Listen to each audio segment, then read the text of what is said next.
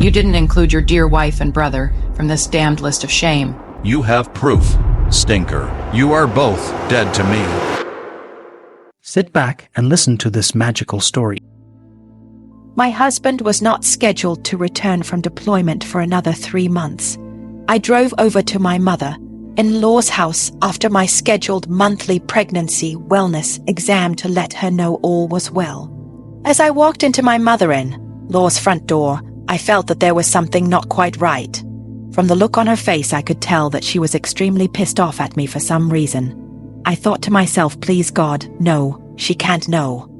The first words from her showed she did know. You fool, I hope you realize that you and Ted have destroyed the best part of this family with your affair. He came home early today and learned from one of your cheaters of your affair with his brother, or is it more accurate to call them affairs? Guess you shouldn't have taped your evenings. Now he doesn't believe that I had no idea what you two were up to, and that alone breaks my heart. He's already signed up for another tour and has packed up and left for Camp Lejeune for pre-deployment training. I'll never forgive either of you for killing my firstborn with your selfish affair. All I could do was scream, no please no. Just about that time, Ted walked into the front door with a big smile on his face, totally unaware that our affair was common knowledge. My mother-in-law switched her attack to her younger son. You goddamned piece of shit. Get you cheating ass out of my house, and don't you ever come back again. But Mom, was far as he got when she continued. Don't you dare but mom me, you piece of shit. You're just as worthless as your father was, having fun with any girl who will do anything for you, no matter who gets hurt. But how low do you have to go to do that shit to your own brother? Now, both of you leave my home before I call base security and have you arrested.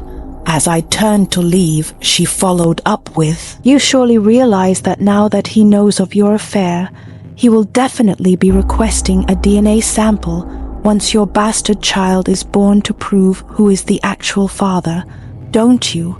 Of course, that is assuming that he survives his 3rd deployment, you fool. Returning home from deployment is supposed to be a joyous occasion, but for me it was bittersweet. 2 months before our rotation home, our unit learned that a number of the wives had been involved in affairs with other spouses within our unit while we were deployed in harm's way. I guess that way they felt their affairs were kept within the family, so to speak. Well, one Marine couldn't live with the shame of being cuckolded by his wife and the spouse of a supposed comrade, and ended up screwing up and getting killed. That's how we learned of the mess that awaited us on our return. We all agreed that we would take revenge on the assholes that disrespected our brothers in arms by exposing their affairs to everyone upon our return. Little did I know how prophetic that statement would be. As the commander of my company, it fell to me to announce the names of the cheaters to the media upon our return to the States. Once I had finished my list, one of the cheating wives took exception to the fact that I had not outed my wife and my brother during the return ceremony. With tears in her eyes, she hollered, I noticed that you didn't include your dear wife and brother in this shameful list of shame, you bastard. Guess there are different rules for the senior officers in this precious Marine Corps of yours. I yelled back, you have proof, she replied. Of course. Things went down from that point on.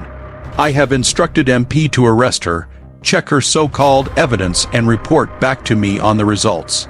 It goes without saying that she had proof discs with recordings of several video parties that my loving wife and my brother had arranged at my house. Apparently these cheaters had formed a sort of club, so they could hide their affairs as if they were just meetings for spouses to support each other while their husbands/wives were deployed. Once I realized that I had been betrayed by my own family, I left the command center and confronted my mother with the evidence I had been so kindly supplied with by their fellow cheaters. Naturally, my mother denied any knowledge of the affairs going on right under her nose.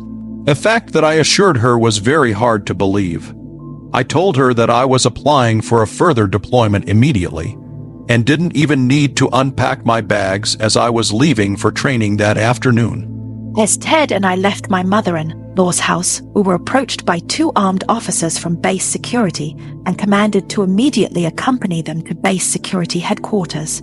From their demeanor, it was obvious that they would allow no protest. Once we arrived, we were met by the base commander, and he informed us that we were both under arrest for flagrant violations of the Akmj and would be held in custody until such time as a court could be convened to judge our punishment. I smiled and smugly informed him that he had no jurisdiction over me or my brother-in-law as we were both civilians.